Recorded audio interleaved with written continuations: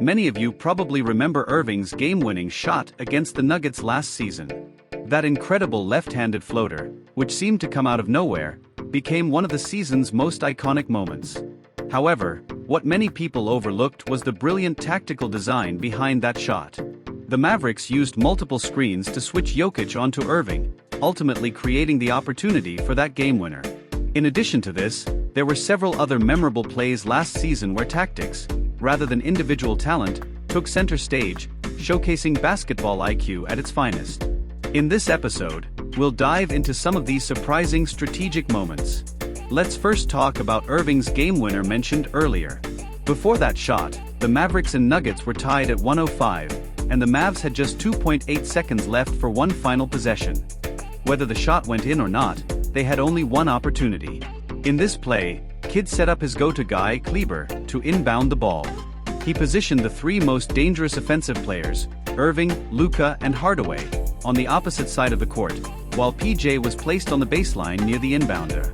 From the positioning, it was clear that either Irving or Luka would use a screen on the weak side, then come off PJ's off-ball screen to get open on the strong side for the final shot. Sure enough, after the whistle blew, Irving first ran through two screens on the weak side, forcing Gordon to switch onto him. He then used PJ's screen to get Jokic switched onto him as his defender. Despite Jokic's best efforts to chase him, he simply couldn't keep up with Irving's speed, and Irving sealed the deal with a left-handed floater. Looking back at this play, it's evident that the Nuggets were aware of the Mavericks' intention to run screens. Their defensive approach was sound. After all, the two primary ways to defend a screen are either to fight through it or to switch. Given that only 2.8 seconds remained and any slight opening could result in a shot, trying to fight through the screens might have been too slow, so switching was the best option. However, the Nuggets underestimated the individual talent of the Maverick stars and also Kidd's clever tactics. The play was designed with the intention of getting Jokic switched onto Irving for an isolation matchup. This was Kidd's plan all along. A smart detail of this play is that the first screen was between Irving and Luka, which caused the Nuggets' best screen navigator, Pope, to switch onto Luka. Then, Hardaway's screen switched Gordon onto Irving. Given Gordon's size, fighting through screens was a struggle, forcing the Nuggets into Kidd's trap of switching. Additionally, as with any good sideline play, there was more than one scoring option. After setting the initial screen for Irving, Luka moved to the top of the key, ready to be the backup plan if Irving's isolation didn't work out. Next, let's look at the second and third plays, both from the Thunder. The second play is the Thunder's baseline quarterback pass. This is a very common last-second full-court play for the Thunder, where instead of a regular inbounds pass from the backcourt, they like to throw the ball directly to the frontcourt, using their height advantage to finish the play. The most famous instance of this play occurred during Game 2 of the Thunder Mavericks series at the end of the first quarter.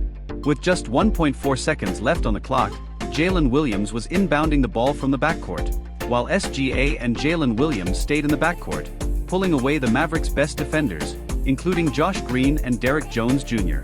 Meanwhile, in the frontcourt, the Mavericks chose to defend 2-on-3, leaving the inbounder unguarded. The Thunder capitalized on this by using Chet Holmgren as the highest target to receive the ball, while Wallace stayed in the corner to space the floor. As the play began, Jalen launched a powerful long pass directly to the frontcourt, finding Chet. Chet jumped up to grab the ball and, without hesitation, turned and nailed a three-pointer to beat the buzzer. This play is reminiscent of a soccer-style long pass, bypassing the entire court to find the center as a pivot. In this instance, Chet played both the role of the pivot and the finisher because of the limited time. However, the play also has a variation. When Chet receives the ball, SGA and Jalen Williams can run to the frontcourt, using Chet as the pivot to make a pass for the final shot. It's worth noting that this baseline quarterback pass has appeared in regular season games as well, and it's a favorite of Thunder coach Degnort. The reason it has become a regular part of their playbook is thanks to Chet's incredible height and jumping ability, which give them a significant advantage. The third play is from the Thunder's February 5th game against the Raptors, where they executed an impressive game-tying play in the fourth quarter. With 5.8 seconds left, the Thunder were down by 2. If they didn't score on this possession, the game would have been all but lost. Giddey was set to inbound the ball, with Chet positioned at midcourt as an outlet, and Dort standing at the right 45-degree angle beyond the three-point line. The side near the inbounder was occupied by SGA and Wiggins. When the whistle blew, both SGA and Wiggins made short-distance movements, Wiggins moving out to the three-point line, while SGA made a cut toward the paint. They effectively switched positions. Suddenly, SGA turned into the screener, and Wiggins used the screen to make a quick cut to the basket. Giddey's pass was perfectly timed, allowing Wiggins to score the game-tying layup with ease, using just 1.1 seconds of the clock. The logic behind this play was simple yet effective. By leveraging the Raptors' fear of SGA, the Thunder drew the defense's full attention to him, only to use him as a decoy and create a surprise game-tying opportunity for role player Wiggins. The Raptors never anticipated that SGA would merely act as a screener. Aside from using their MVP-caliber star as a decoy, the finer details of the play were exceptionally clever and worth studying. As Wiggins made his cut to the basket, Giddey's pass telegraphed the Thunder's intention to attack the rim. Raptors center Poeltl saw this and began moving toward the paint to protect the rim and potentially secure the rebound in case the Thunder missed. At the same time, Dort moved from the right wing three-point line to block Poeltl's path to the basket.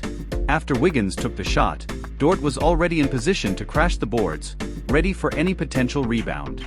Moreover, the play had alternative options. The Raptors opted not to switch and played man-to-man defense, but if they had switched, Wiggins might not have had the same clear path to the basket. The Thunder had two contingency strategies for that scenario.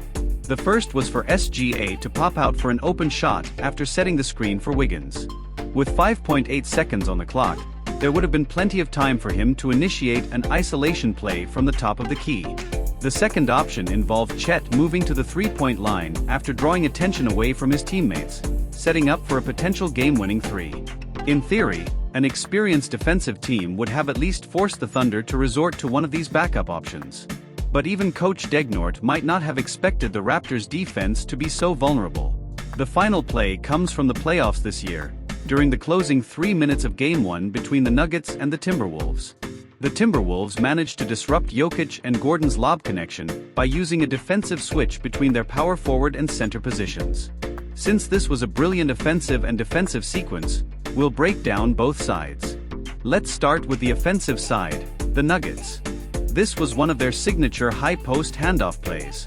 Jokic first set a back screen for Murray, allowing him to cut toward the paint. But Murray's goal wasn't an open layup. He faked towards the basket and quickly reversed direction, curling back out to the three-point line, using Gordon's screen to create some space and initiate a handoff with Jokic. After receiving the handoff at the high post, Murray gained a step on Jaden McDaniels, forcing Naz Reid to temporarily leave Jokic to help on Murray, buying time for McDaniels to recover. Sensing the defensive attention was focused on Murray, Jokic immediately cut to the basket. Murray's pass was perfectly timed, finding Jokic on the roll, setting up a potential mismatch. At this point, Jokic had a favorable 2-on-1 situation near the basket. Why was this a 2-on-1? Because Gordon, after setting the initial screen for Murray, had already rolled to the basket, leaving Gobert as the lone defender in the paint, tasked with guarding both Jokic and Gordon. Up until now, the play had been executed flawlessly, from the screens to Murray's pass. All that was left was for Jokic to finish the play. In theory, no one in the world can defend a 2-on-1 involving Jokic and Gordon in the paint. The Lakers, for example, have been burned by this high-post handoff and lob combination numerous times, to the point of developing a psychological block against it. But somehow, the Timberwolves managed to stop it. They chose to have Reid defend Jokic, leaving Gobert to guard Gordon. By sagging off Gordon, Gobert was able to stay near the rim. Despite being outnumbered, Gobert's historically elite rim protection, coupled with his incredible wingspan, allowed him to disrupt Jokic's lob pass and deny what seemed like a certain basket. What the Lakers couldn't solve, the Timberwolves did. However, it's worth noting that Jokic's decision-making in this play wasn't perfect. If he had opted for a floater instead of the lob, the result might have been different. As the series progressed, Jokic sped up his decision-making, making it harder for Gobert to defend the 2-on-1. But even stopping a few possessions like this against a player of Jokic's caliber is an impressive feat. On the defensive side, the Timberwolves also handled Murray well. After the handoff between Jokic and Murray, they made a bold decision to leave the three-time MVP and focus on forcing Murray to give up the ball. Since Murray doesn't excel at isolating Jaden McDaniels, he was pressured into passing back. Murray relies heavily on Jokic's screens to create opportunities, and when the defense focuses on him, this strategy can break down. As this series showed, when Murray is neutralized, even having Jokic as a trump card isn't enough to win the game. The 7-game series was proof of this. These are the 4 plays we've discussed in this episode: 2 sideline out-of-bounds plays, 1 baseline out-of-bounds play, and finally, a battle of signature sets between 2 championship contending teams. These plays amplified the individual talents of players and unraveled the complexities of both offense and defense. Which play was your favorite, viewers?